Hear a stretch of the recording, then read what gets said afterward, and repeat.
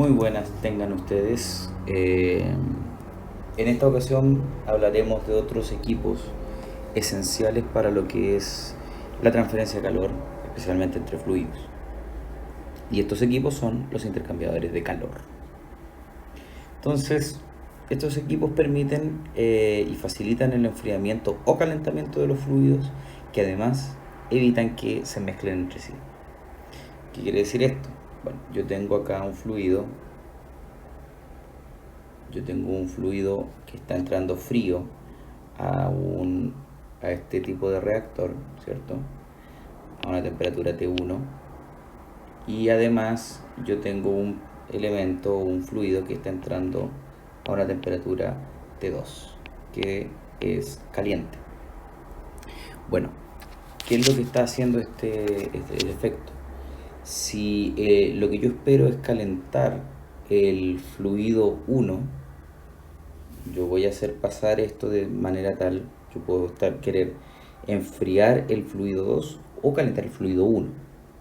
Si yo los lanzase de manera, por la misma entrada, si pudiéramos llamarlo así, en un mismo reactor, lo que tendría, ¿cierto?, es un producto alternativo, ¿cierto?, que iría a una temperatura 3, no necesariamente va a ser la temperatura ni 1 ni 2, pero va a ser más frío que la temperatura 2 y más caliente que la temperatura T1, si y solo si no hay reacción química.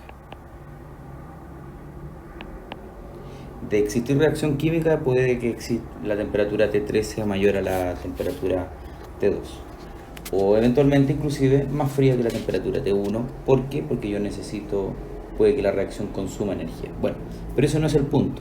El punto es que yo evito la mezcla, yo no genero este nuevo elemento, sino que mi fluido T1 y T2 pasan de manera independiente, ¿es cierto? Y lo que voy a tener es que voy a tener, una vez que estén en contacto, que el elemento caliente va a salir a una temperatura T2' y el elemento frío va a salir a una temperatura T1'. En el caso del elemento frío, T1' tiene que ser mayor a T1. O sea que el elemento o que el fluido, una vez que sale del intercambiador, aumentó su temperatura. Mientras que el elemento caliente, la temperatura T2' tiene que ser menor a la temperatura T2. ¿Qué quiere decir esto? Que el elemento caliente se tuvo que haber enfriado. Dependiendo del proceso que yo tenga, es cuál es mi elemento de interés, ¿ya? Puede que yo quiera calentar el fluido frío, o enfriar el fluido caliente. Entonces yo tengo distintos formatos de intercambiadores de calor. Primero vamos a hablar mediante la construcción. Entonces yo tengo acá lo que son los intercambiadores de carcasa y tubo, en donde yo básicamente tengo una carcasa, ¿cierto? Y tengo muchos tubos por donde ingresa un fluido. Entonces por este tubo ingresan fluidos, ¿cierto? Y ya sea el proceso que yo quiera hacer, yo acá inundo en la carcasa con un cierto fluido que está a una temperatura mayor o menor que el fluido que yo estoy trabajando. Entonces de eso se trata acá. Si se dan cuenta, si ven este elemento de aquí, tenemos que acá entra un elemento de drenaje, ¿ya? E ingresan acá, ingresan aquí lo que es vapor. Ingresa vapor, tenemos algunos elementos que nos permiten drenar, o sea, acá está siguiendo la línea del drenaje, ¿cierto? Y acá tenemos ventilación de aire en caso de ser necesario. Y por acá es la salida de los elementos drenados, ¿ya? Entonces, básicamente, y si podemos ver acá entra lo que es agua. Entonces, Básicamente lo que yo estoy teniendo acá es que entra un fluido, en este caso son elementos de drenaje, ¿cierto? Y acá le estoy ingresando lo que es vapor. Con esto yo realizo un juego de temperaturas y eventualmente voy a tener un intercambio de calor. Siguiente formato es el intercambiador de plato. Acá podemos ver que ingresa aceite caliente y el cual inunda distintos niveles. Si se dan cuenta acá en las flechitas podemos ver que va inundando los elementos plomo saturados. Por este otro lado ingresa agua fría. ¿Ya? Entonces el agua fría va a sonar redundante, pero enfría el aceite caliente y lo que tenemos entonces es que por acá sale aceite frío y lo que tenemos acá también es que posterior al proceso lo que voy a tener es agua caliente saliendo. Claramente acá la idea es que el aceite sea enfriado más que el agua sea calentada. También podemos hablar de los elementos, ¿cierto? O de los intercambiadores según el tipo de flujo. Si yo tengo la entrada del fluido que yo quiero tratar, ¿cierto? Y del fluido que me está sirviendo para controlar la temperatura, básicamente si el ingreso de ambos fluidos, mejor dicho, es por el mismo lado del intercambiador, entonces yo estoy hablando de un intercambiador de flujo paralelo, donde ambos fluidos ingresan por el mismo sector. El perfil térmico para el intercambiador de calor va a ser visto de esta manera, en donde yo acá tengo el fluido frío,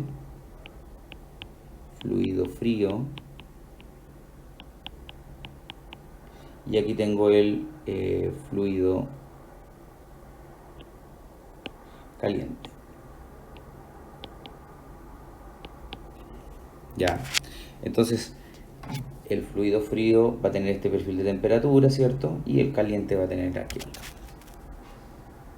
Si un fluido ingresa por un lado del intercambiador y el otro ingresa por el otro lado, dependiendo del proceso que yo esté siguiendo, por el lado contrario, yo estoy hablando de un intercambiador de contraflujo. Y el perfil de temperatura se va a ver como vemos acá. Acá tenemos el fluido caliente,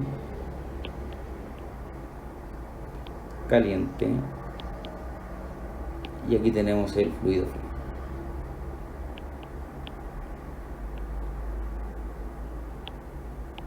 ¿Ya? Entonces, el ingreso del fluido frío es de un lado y el ingreso del fluido caliente es por otro lado. ¿Ya? Tenemos también lo que son los flujos, el intercambio de calor con el flujo cruzado, en donde ahora hay un fluido que ingresa en una dirección y el otro ingresa de manera perpendicular al otro fluido. Nótese que el fluido, en este caso sí podemos ver que el fluido frío está ingresando de manera horizontal, mientras que el fluido caliente está ingresando de manera vertical. Nótese que el fluido frío sigue en este caso una tendencia lineal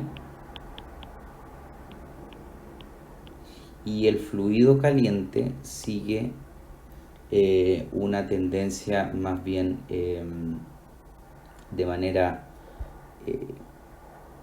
potencial, o digámoslo así, no lineal, en donde tenemos un sector que es relativamente lineal y un sector que es mucho más errático, ¿ya? Y eso pasa porque la inundación, primero que todo, no está ocurriendo de la misma dirección, ¿cierto? Y al momento de entrar en contacto, a medida que va avanzando el fluido, va cambiando la temperatura de manera gradual y una vez que se encuentra con el fluido frío, en este caso, recibe el mayor cambio de temperatura que se pueda considerar. También tenemos los intercambiadores de varios pasos, en donde básicamente yo tengo que ingreso un fluido, entra en contacto con el intercambiador, ¿cierto? Con un fluido de cierta temperatura, y este sale por el lado opuesto, ¿ya? Esto es lo que se llama uno de un solo paso. Cuando yo tengo múltiples pasos, el fluido va por una tubería, luego pasa para otra, luego continúa con otra tubería y así sucesivamente en una cierta cantidad de pasos o en una cierta cantidad de niveles. Y aquí sale finalmente. Esto es lo que se llama de varios pasos o multietapa. Entonces, básicamente, dependiendo el uso que yo le quiera dar al fluido, el cambio de temperatura, qué tan grande es lo que yo requiero, va a ser el intercambiador que yo voy a utilizar. Entonces, si yo ahora quiero hacer un análisis del intercambiador, yo tengo que tener en consideración lo siguiente.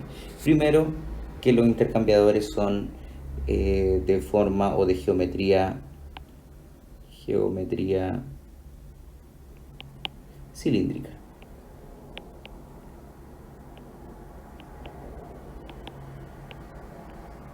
Entonces, por ende, y según lo que veíamos anteriormente, yo tengo que revisar lo que van a ser las resistencias de los distintos elementos. Entonces tenemos el fluido caliente, como dice acá la figura, tenemos acá lo que es la pared y tenemos el fluido frío que pasa. Esto es de manera anular, si se puede decir.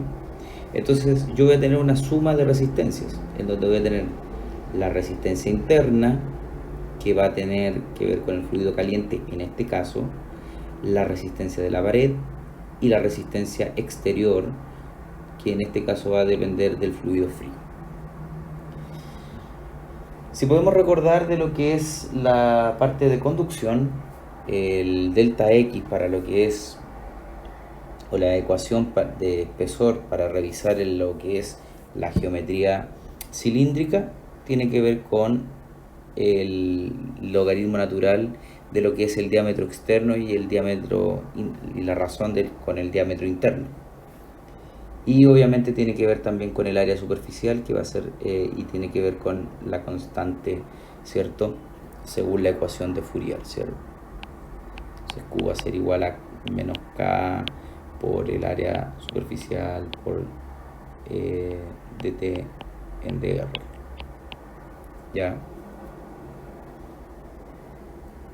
Pero recordar que aquí también esto tiene que ver un poco con lo que es, hay un radio acá que nos cambia lo que es la integración. Entonces, si yo hago el análisis acá, la suma de las resistencias, ¿cierto? Tiene que ser igual a la resistencia total, pero como yo estoy conformando el tema, voy a tener que ver que la resistencia total va a ser igual a la suma de los inversos del producto entre los coeficientes de convección y el área superficial, ¿cierto? Que yo tengo de los cilindros y lo que es la resistencia de la pared.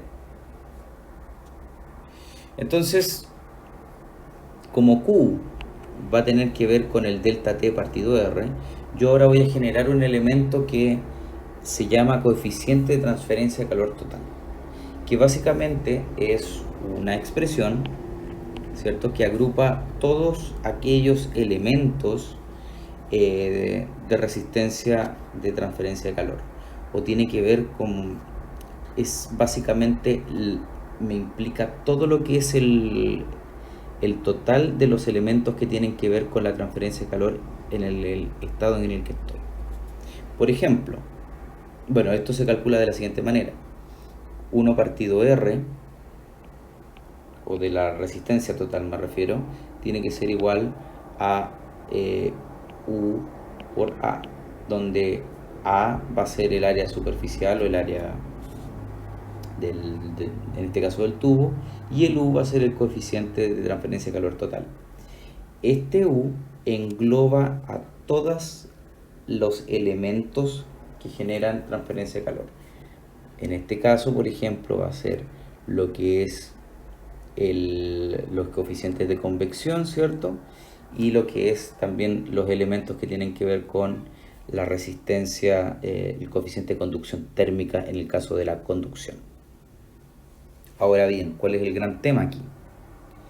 El gran tema es que si ustedes ven y hacen los análisis necesarios, se van a encontrar con que este valor de aquí es muy cercano a 1. ¿Ya?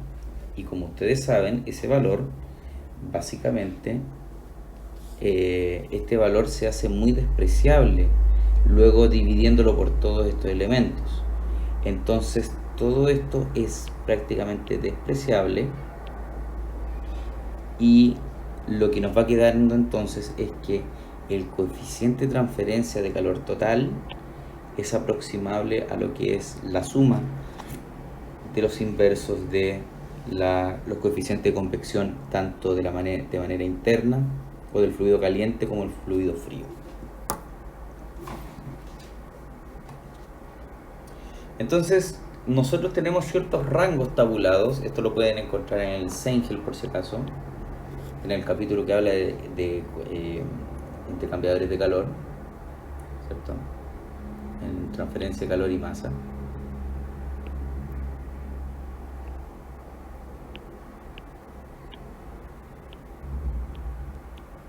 De Yunus Zengel. Entonces establece rangos que puede llegar a tener este valor de U. ¿Ya? Si se dan cuenta, U tiene unidades del coeficiente de convección. O sea, ya es un hecho de que ese es el tema. O por ahí va el valor. Entonces, por ejemplo, cuando yo uso agua para calentar o enfriar agua, yo tengo estos rangos de temperatura. Cuando yo tengo vapor de agua calentando o enfriando un combustoleo ligero, tengo estos rangos y así sucesivamente. Es un rango de acción. Y aparte de lo que nosotros acabamos de decir, también tenemos lo que se llama el factor de incrustación. El factor de incrustación tiene que ver con la contaminación que traen nuestros elementos y nuestros fluidos que yo estoy trabajando. Claramente hay industrias que tienen más contaminantes que otros y también van a depender de las temperaturas de trabajo que yo tenga para los distintos fluidos. Entonces, básicamente se consideran como una adición de la resistencia de manera conductiva. Entonces yo voy a tener ciertos valores tabulados para estas resistencias según el fluido que yo estoy trabajando y según el tipo de temperatura eventualmente en la cual estoy trabajando. Si ustedes pueden ver, estas resistencias que ejercen estas incrustaciones son relativamente despreciables. Por ende, y si somos todavía más exagerados, si yo lo divido por el área transversal o el área de la superficie en la cual estoy trabajando normalmente, se vuelven todavía más despreciables, pero hay que considerarlos eventualmente debido a los efectos que pueda tener sobre la conducción y la convección térmica. Entonces, yo cuando quiero hablar de intercambiadores de calores, yo puedo hacer dos cosas. Primero, seleccionar un intercambiador de calor apropiado y segundo, predecir las temperaturas de entrada y salida de las distintas corrientes. Entonces yo tengo dos métodos o dos conceptos que ya habíamos visto antes, pero que ahora los vamos a repasar y los vamos a ver un poco más en profundidad, que son la diferencia media logarítmica de temperatura, que acá está escrito, están sus siglas en inglés, y la efectividad NTU. Primero vamos a hablar de la diferencia media logarítmica de temperatura. Entonces, si se dan cuenta, acá yo tengo lo que es un elemento de un intercambiador de calor que es en flujo paralelo a el elemento o el fluido frío, entra en el mismo lado del intercambiador de calor que el fluido caliente. y a medida que va avanzando, el fluido caliente se va enfriando y el frío se va calentando. ¿Ya? Entonces se van generando distintas diferencias de temperatura a lo largo del avance de la curva y a lo largo del avance del intercambiador de calor, hasta que al final del intercambiador nos vamos a encontrar con este elemento. ¿Ya? Y todo esto calculando el diferencial de calor de esta manera, utilizando lo que sería el formato diferencial de la ecuación de enfriamiento de Newton. Entonces, si yo considero esto, yo voy a tener que Q va a ser igual a la masa, este sería lo que se llama el calor específico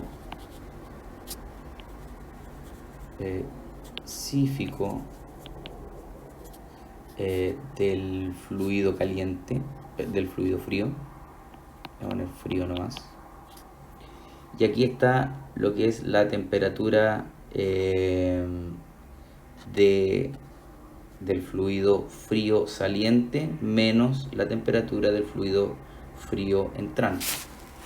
Pero además, esto también puede ser flujo másico, por si acaso. Flujo de masa también puede ser ahí.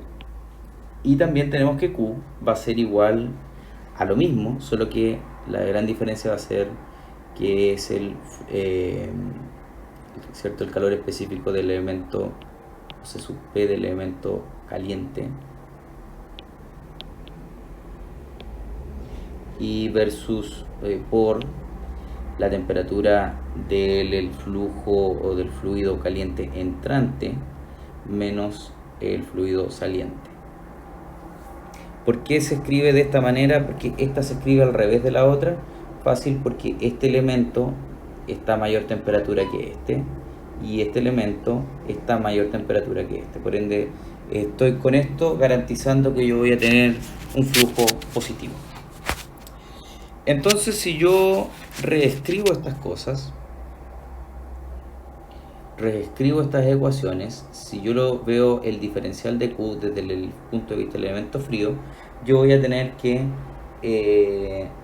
va a ser mantener lo que es el signo, mientras que si yo lo hago desde el punto de vista del elemento caliente, va a aparecer un signo negativo debido a que tengo que considerar que el flujo es contrario, como lo dice la ley de Fourier, contrario a lo que es la diferencial de temperatura o el diferencial de temperatura. Entonces yo voy a reescribir lo que son los diferenciales de temperatura caliente y diferencial de temperatura frío y caliente. La nomenclatura en inglés me está matando. Bueno, entonces si yo acá lo que voy a hacer, ¿cierto? Si se dan cuenta, estoy reescribiendo todo esto de manera apropiada. ¿Para qué? Para que poder reescribir esto y que quede lo más positivo, de la manera más simple de escritura. Y llegamos a esto, ¿ya?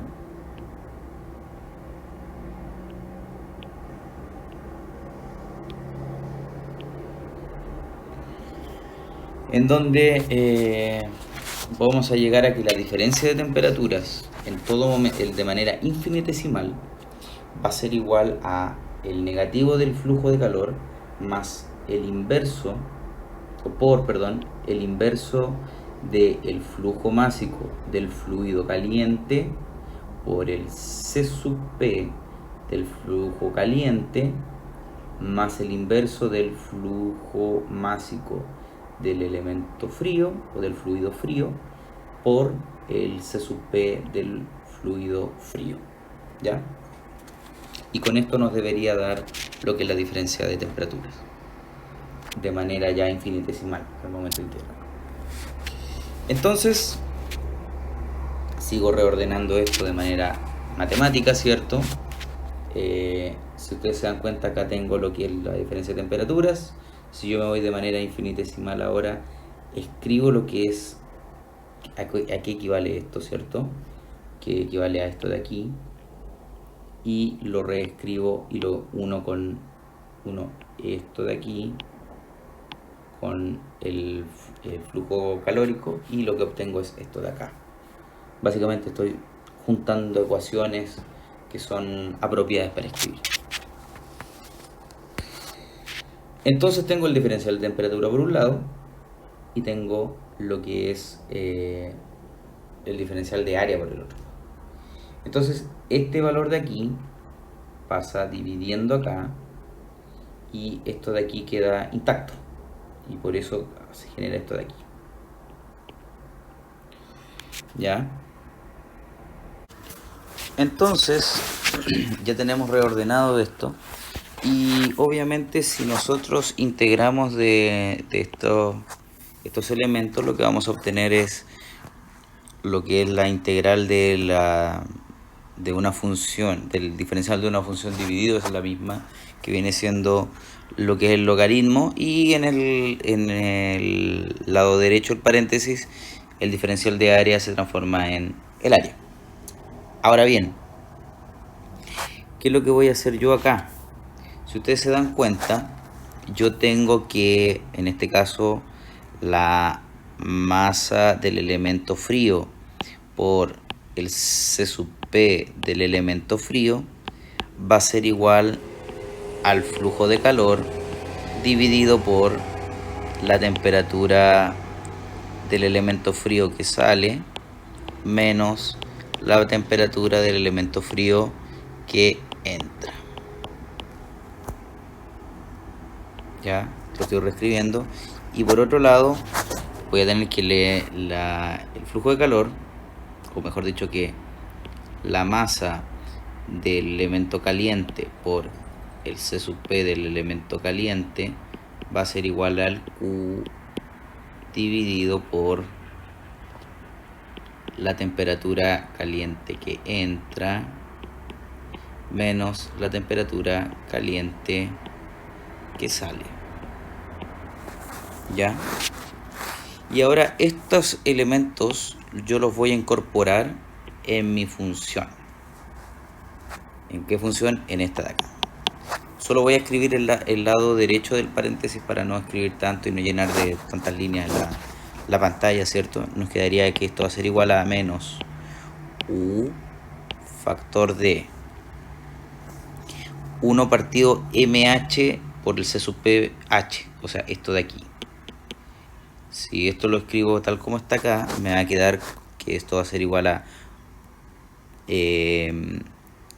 T sub H, bueno, el T sub H que entra menos el T sub H que sale, todo esto dividido por Q, más el T sub C que sale menos el T sub C que entra, y todo esto dividido por Q y por el área superficial. ¿A qué va a ser igual esto? Al logaritmo que tenemos acá. Entonces obviamente, si ustedes se dan cuenta, el Q lo puedo factorizar y lo puedo pasar multiplicando, y ahora el logaritmo, estos logaritmos de acá, los voy a pasar dividiendo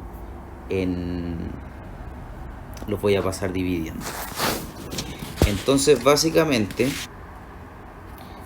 el signo negativo acá lo podemos meter, lo vamos a meter acá al paréntesis, y lo vamos a reordenar de manera conveniente. ¿Cuál es esta manera conveniente? Bueno, la que sigue acá. Entonces el Q que pasó multiplicando va a ser igual al U, coeficiente de conducción total, por el delta T logarítmico, el cual va a ser igual al delta T1, ya, menos el delta T2. O sea, vale decir que yo junto acá las diferenciales de temperatura de esta manera.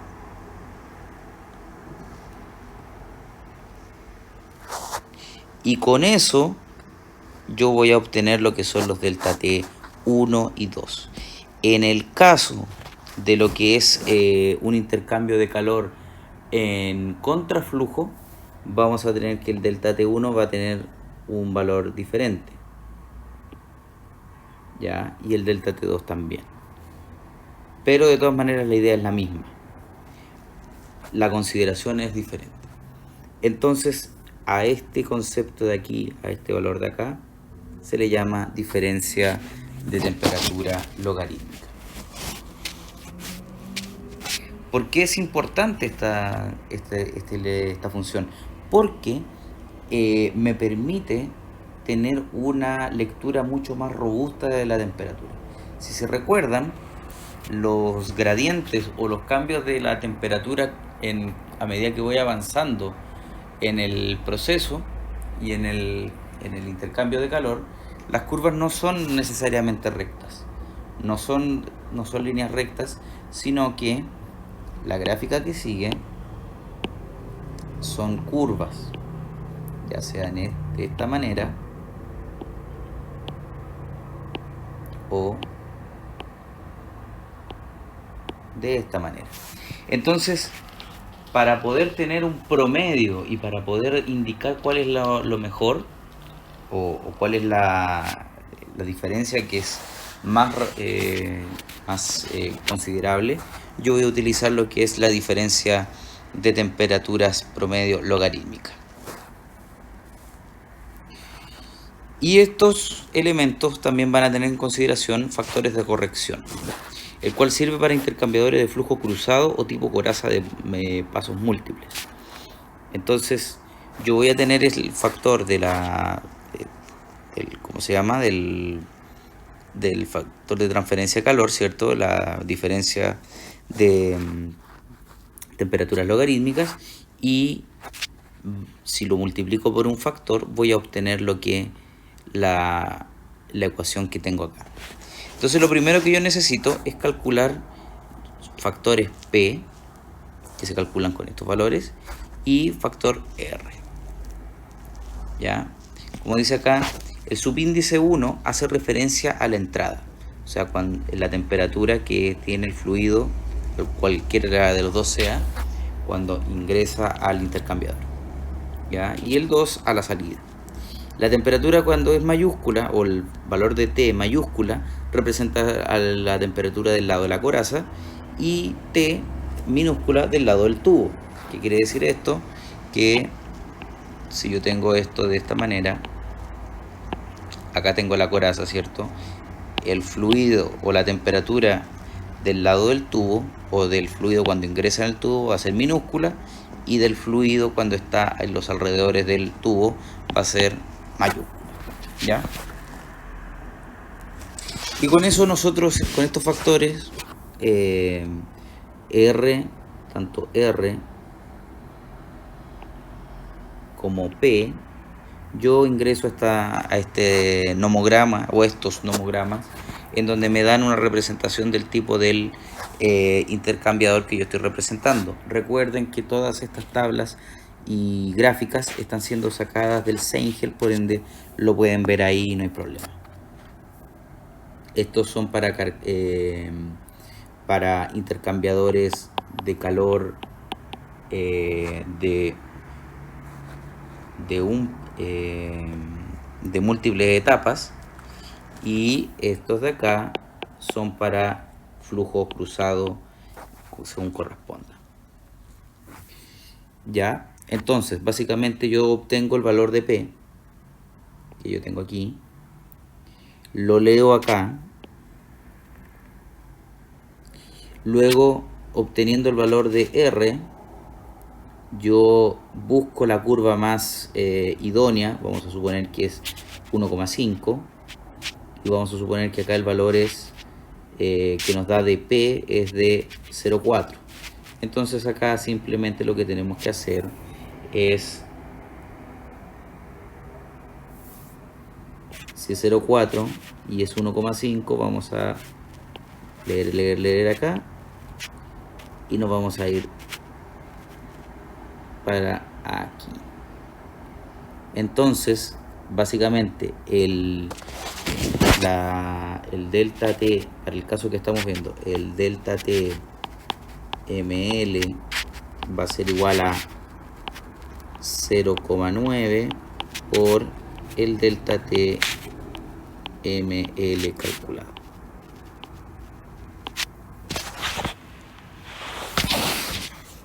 Y lo otro que podemos hacer es calcular el método de la efectividad NTU, ¿ya? Si se acuerdan ustedes, habíamos obtenido hace unas semanas, habíamos visto lo que era el NTU. Bueno, este método sirve para calcular la razón de transferencia de calor y las temperaturas de salida de los fluidos, ¿ya? Entonces yo tengo la efectividad, que básicamente es el Q que yo tenga, dividido el Q máximo que yo puedo obtener de parte del intercambiador de calor. ¿Cómo se calcula esto? Bueno, el Q va a ser estos valores de acá, ¿cierto? Que representan, por si acaso, el flujo másico, ya sea del elemento frío o el elemento caliente, por el C sub P, ya sea del elemento frío o caliente, ¿ya? Si estamos hablando del elemento frío, es la masa, el flujo másico del elemento frío por el C sub P del elemento frío, y lo mismo para el caliente. Entonces, si se dan cuenta, en cualquier intercambiador de calor, la máxima temperatura que yo voy a obtener, o la máxima diferencia de temperatura que voy a obtener, es cuando yo tengo las temperaturas entrantes. Esa es la mayor diferencia que voy a obtener, no importa cuál sea el intercambiador de calor. Y el Q máximo va a estar en relación, ya, el flujo de calor máximo va a estar en relación con el mínimo de estos factores C por el máximo de los diferenciales de temperatura, ¿ya? Numéricamente, ¿es el máximo valor? Lo más probable es que no, pero en la práctica es el máximo valor que yo puedo alcanzar, ¿ya? Básicamente estoy diciendo que uno de los dos valores, uno de los dos fluidos, se va a calentar o enfriar el máximo, ¿ya? ¿Y cuál es el elemento que me lo indica? Es el que menos puede lograrlo. Dicho de otra manera, yo puedo enfriar, lo máximo que yo puedo enfriar un fluido o calentar el fluido va a depender efectivamente de qué tanta transferencia de calor o poder calorífico tenga el de menor cuantía, y por eso se considera el mínimo. Entonces, ahora vamos a ver, ¿cierto? Que el Q que yo puedo obtener va a ser, o la transferencia de calor, va a ser igual a la efectividad por lo que ya habíamos dicho anteriormente. Ahora vamos a considerar lo que habíamos visto anteriormente, previo a la integración, o sea, previo a la consideración de la diferencia de transferencia de calor, ¿cierto? Con respecto a la diferencia media logarítmica, ¿ya? Y ahora vamos a reordenar esto de otra manera, ¿ya? En donde vamos a decir que vamos a volvernos a lo que teníamos antes, en donde Q, ¿cierto?, va a ser igual a el C, vamos a suponer C caliente, por T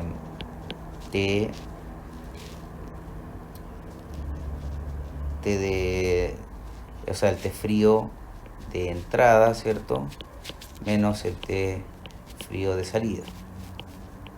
Ya. ¿Qué es lo que estamos diciendo acá? Esto de aquí va a ser igual a M, el flujo, esto frío, por el C sub P frío, que es lo que tenemos, por ejemplo, acá. Entonces, básicamente, lo que yo estoy haciendo acá es transformarlo directamente. Este paréntesis lo estoy transformando en 1 partido CH más 1 partido CC. ¿Ya? Ahora yo voy a factorizar en este caso el CC. ¿Ok? Y como ustedes saben, para poder sacar ese factor, yo tengo que poder, entonces, si yo hago esto, 1 partido CC, va a ser esto igual factor a 1, porque aquí lo factoricé, y CC partido CH. ¿Ya? Para lograr lo que tenemos acá.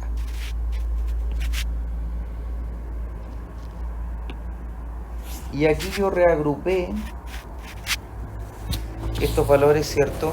Para formar este valor. Entonces ahora el calor que yo voy a transferir va a ser igual a lo que es el calor específico, ¿cierto? Por la diferencia de temperatura. Y van a ser iguales.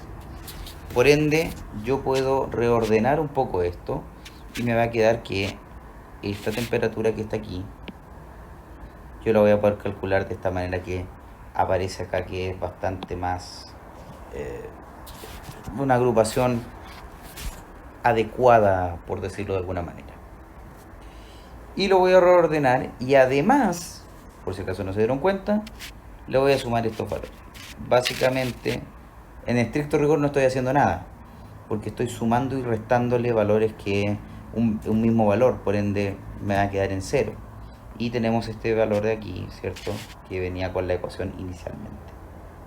Gran reordenamiento que estamos haciendo. Reestructuración, por decirlo de alguna manera. Y ahora vamos a reorganizarlos una vez más para poder tener estos valores que tenemos aquí. Entonces la reorganización que estamos teniendo en este paréntesis de acá pasó a ser esto de aquí. No lo voy a desarrollar solamente para no rayar completamente la diapositiva, porque ahí sí que nos vamos a ir. Pero básicamente lo que se está haciendo es un reordenamiento, ¿cierto? Con tal de dejar en paréntesis esto de aquí, ¿cierto? Y reordenándolos para poder juntarlos de alguna manera conveniente y así poder considerar esto de aquí, ¿ya? Y obviamente con esto yo voy a poder eventualmente, especialmente con estos valores de acá, por ejemplo, y con estos valores de aquí, yo voy a poder juntarlos de manera conveniente también para poder organizarlos de manera tal. Y lo que obtengo son esta exponencial de aquí. Esto de aquí le aplico exponencial y esto ya no está el logaritmo, ¿cierto? Y esto pasa a estar acá. Por si acaso acá hay un signo negativo, solamente que no se ve bien por el tema de por la escritura de la ecuación. Y finalmente llegamos a este valor de aquí, ¿ya? Esto de aquí pasa para acá sumando y este de aquí pasa restando. Y obtenemos esta expresión que tenemos acá abajo.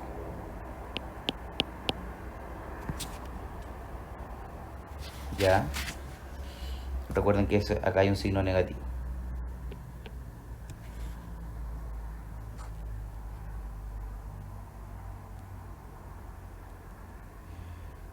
Entonces ahora la efectividad que yo tenía antes indicada, yo la puedo reescribir de esta manera y puedo despejar las temperaturas y las razones de temperatura, ¿cierto? De esta manera.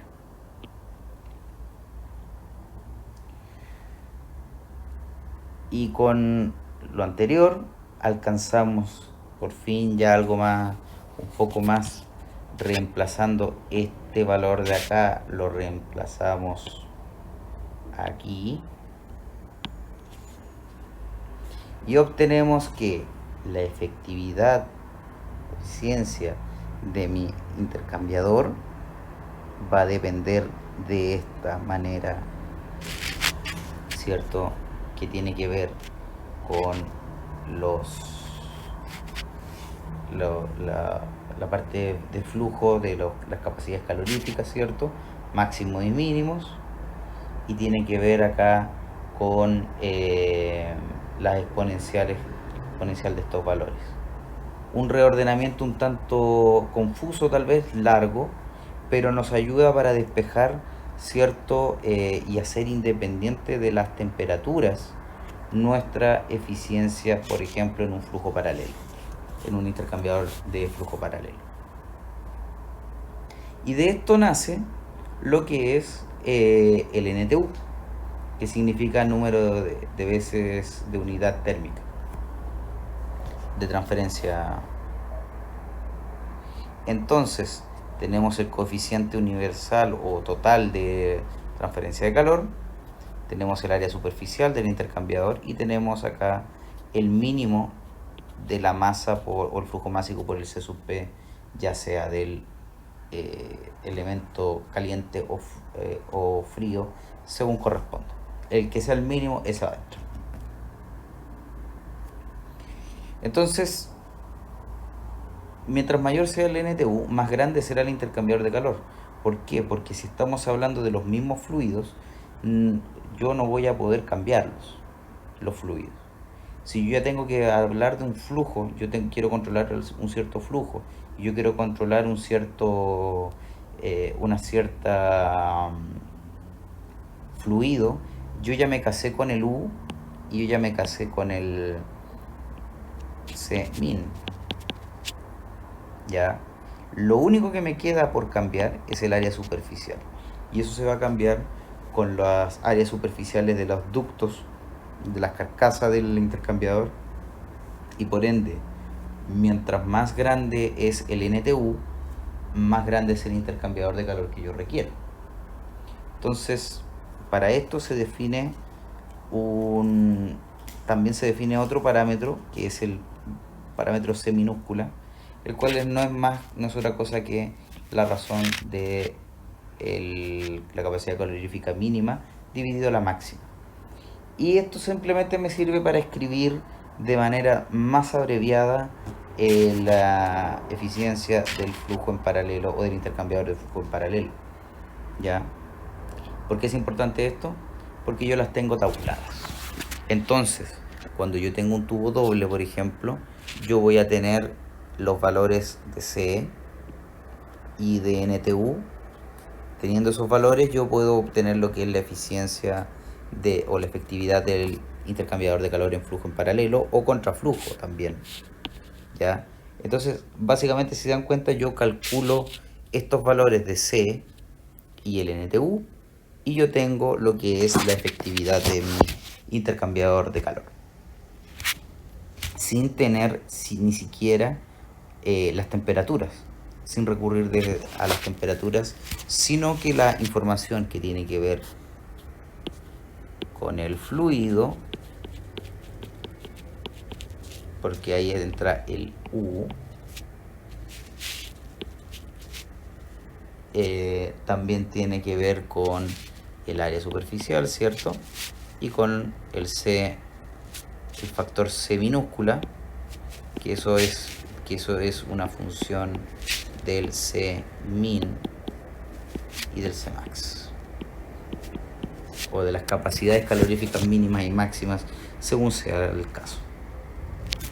Entonces yo de estos nomogramas, según el tipo de intercambiador, yo voy calculando, ¿cierto?, lo que es la efectividad. Entonces para intercambiadores de calor en contraflujo, flujo paralelo, yo tengo ciertos valores. Basta con que yo calcule el NTU y que calcule el valor de C minúscula, y yo puedo entrar a este nomograma y calcular la efectividad. Y con eso yo ya voy a saber cuánto va a ser el Q sobre el Qmax que yo pueda obtener. ¿Ya? De nuevo, es un análisis bien complicado, es un análisis bien complejo, pero lo que quiero que queden es que de esta manera yo puedo calcular, ¿cierto? Y yo puedo eventualmente calcular lo que son las temperaturas de entrada y salida que yo requiero de mi intercambiador de calor, además del área superficial que va a tener el intercambiador, y eso me va a permitir considerar y dimensionar el intercambiador de manera adecuada. Ahora bien, si yo tengo la efectividad y el C, yo eventualmente también puedo calcular el NTU como una consecuencia. Entonces yo tengo tablas que me permiten calcular el NTU o la efectividad de del intercambiador de calor. Es de un lado y del otro. Y además ya no necesito despejarlo mucho porque ya los tengo. Hay algunos que son bastante complejos de calcular y otros que son bastante más simples. Tienen un cambio o un cálculo mucho más simple que otros. Entonces, ya para ir terminando, gracias a este video que salió bastante largo, pero bueno, tenemos el siguiente ejercicio. Un intercambiador de calor concéntrico a contraflujo es utilizado para enfriar un aceite lubricante para un motor de una turbina para gas de escala industrial. El flujo de agua de enfriamiento que fluye por el tubo interior del intercambiador, cuyo diámetro interior es 25 milímetros, es de 0,2 kilogramos por segundo, mientras que el flujo de aceite por el tubo mayor, cuyo diámetro externo es de 45 milímetros, es de 0,1 kilogramos por segundo. El aceite y agua ingresan a una temperatura de 100 y 30 grados Celsius respectivamente. ¿Qué tan largos deben ser los tubos para que la temperatura de salida del aceite sea de 60 grados Celsius? Entonces tenemos acá la siguiente información. O tengo que hacer el siguiente análisis. Bueno, yo tengo que por fuera ingresa aceite y como método de enfriamiento yo tengo agua, el cual entra a contraflujo. Por un lado entra agua a 30 grados Celsius y por el otro lado del intercambiador entra el aceite a 100 grados Celsius. Entonces, lo primero que tenemos que ver es que la temperatura promedio del aceite es de 80 grados Celsius o 353 Kelvin. ¿Para qué hago esto? Porque la tabla no viene con ese valor. Ese es el valor que voy a elegir para poder luego interpolar de ser necesario o leerlo directamente de la tabla. Y obtengo estos valores que están aquí. En el caso del agua es de 35 grados Celsius y aquí sí tuve que interpolar debido a que la tabla viene de 10 en 10. Esta información fue sacada del libro del Senge. Bueno, y cualquier libro sirve, la verdad, mientras tenga este tipo de tablas. Entonces yo tengo que el Q va a ser igual al flujo másico por el C sub P del elemento caliente y por la temperatura caliente que ingresa menos la que sale. Por ende, el Q va a tener un valor, los valores que obtuve tabulados, ¿cierto? Multiplicados, y voy a obtener 8.524 watts. Por ende, la temperatura de salida del elemento frío tiene que ser el Q dividido, ¿cierto? Si esto de aquí lo cambiamos por MC por C sub PC, entonces el Q claro, Q va a ser igual a M sub C por C sub PC por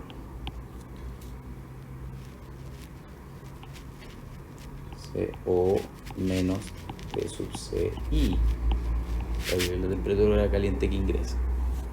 Entonces, si yo quiero calcular este valor, que no lo tengo, básicamente yo tengo que el Q pasarlo dividiendo acá C, ¿cierto? Y este de aquí pasa sumando. Más T sub C, I, que ese sí lo tengo. Y va a ser entonces T, y si calculo eso, me da un valor de 40,2. Entonces, básicamente, no es la temperatura que, si obtengo el promedio, no me va a dar lo que yo consideré, pero bueno, es una simplificación bastante buena, o se acerca de manera bastante adecuada al valor que yo estoy buscando. Entonces ahora nosotros vamos a calcular, vamos a tener que calcular el delta T logarítmico, y obviamente también el valor del coeficiente total de transferencia de calor. Ya, el área obviamente ya sabemos que se calcula como un cilindro, y la diferencia de temperatura logarítmica se calcula con esta fórmula. Si calculamos estos valores, vamos a obtener que la diferencia media logarítmica es de 43,2, y el U, como tiene que ver con la diferencia, ¿cierto?, de estos valores, voy a obtener que, bueno, todavía no lo voy a calcular. Entonces, con esta información voy a calcular lo que es el número de Reynolds, y me da un valor de 14.050. Entramos a lo que es el número de Nusselt y nos da un valor de 90. Y utilizamos esta ecuación, ya sumo que es bastante conocida por ustedes. Con eso calculamos lo que es el H, el cual nos da un valor de 2.250 watts por metro cuadrado Kelvin. Acá, ahora que lo veo, si se recuerdan, yo podía calcularlo con lo que es la masa, ¿cierto? Esto en estricto rigor tiene que ver más bien con lo que es la velocidad, ¿cierto?, por la densidad. Pero debido a que esto tiene unidades de masa y de velocidad y de tiempo, ¿cierto?, yo tengo que hacer algunos arreglos y para que esta versión de acá sea la que yo estoy buscando. ¿Ya? Esto es un reacomodo, a pesar de que es un poco diferente a lo que nosotros habíamos calculado previamente. El número de Reynolds acá lo estoy reordenando para poder calcular esto. Y ya con esto, ahora vamos a calcular el Reynolds del aceite.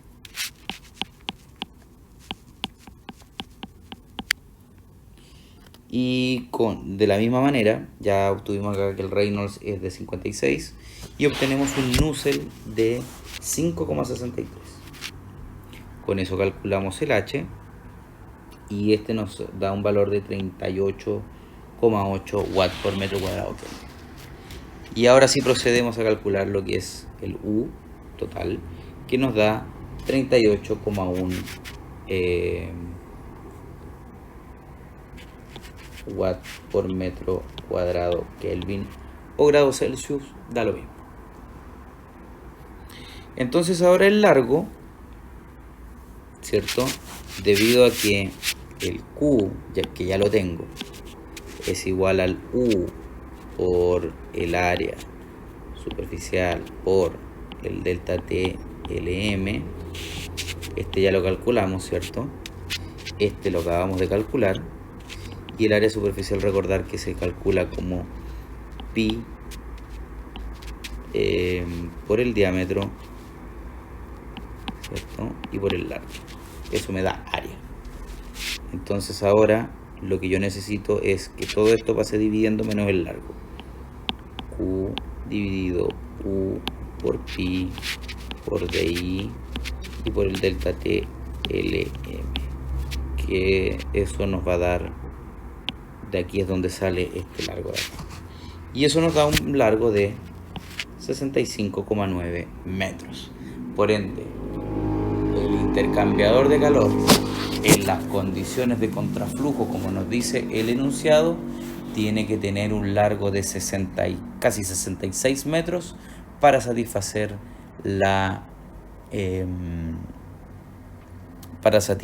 el proceso que yo estoy buscando. Y un segundo ejercicio, va a ser que los gases de salida caliente, los cuales entran a un intercambiador de calor de flujo cruzado con aletas tubulares. Los gases entran a 300 grados Celsius y salen a 100 grados Celsius, y el medio de enfriamiento es agua presurizada, cuyo flujo es de 1 kilogramo por segundo, desde 35 a 125 grados Celsius. El gas de reacción tiene un calor específico de 1000 joules por kilogramo Kelvin y un coeficiente de transferencia de calor en el lado del gas de 100 watts por metro cuadrado Kelvin. Determinar el área requerida para el lado del gas utilizando el método NTU. Entonces ahora tenemos, ¿cierto?, lo que es el UH, ¿cierto? Ahora tenemos ya más información. Tenemos lo que son las temperaturas, todas, los flujos másicos de aquí, ¿cierto? Y ahora nos hace falta un poco, nos hacen falta algunos elementos que obtener, especialmente el área. Entonces yo ya sé que el elemento para enfriar lo calculo de esta manera y va a darme 1 kilogramo por segundo por 4197 joules por kilogramo por Kelvin. Esto nos va a dar 4197 watt por Kelvin. Por ende el Q va a ser igual a el flujo másico del elemento frío, y también tiene que ser igual al del elemento caliente, obviamente. Por ende, el valor que yo estoy buscando acá, ¿cierto?, va a tener que seguir esta relación debido a que estos dos valores son iguales. Por ende, el MH por C sub PH tiene que ser igual a 1889 watt por Kelvin. Y por ende, el Q máximo va a ser igual al mínimo, ¿cierto? Ese mínimo, que va a ser, que ya vimos que era 1889. En el otro caso era 4100, me olvidó, 4197. Y aquí la mayor diferencia de temperatura que tenemos es esta: el ingreso del aceite y el ingreso del agua, perdón, del gas. Entonces el Q que yo tengo que calcular ahora tiene este valor de aquí, que implica el elemento frío, ¿cierto?, la información del elemento frío en su totalidad, o fluido enfriante. Yo con esto saco la efectividad del intercambiador de calor, que es de 0,75, y obtengo el valor de C minúsculo. Y esto nos da 0,45. Entonces, yo ahora tengo la efectividad y tengo el C.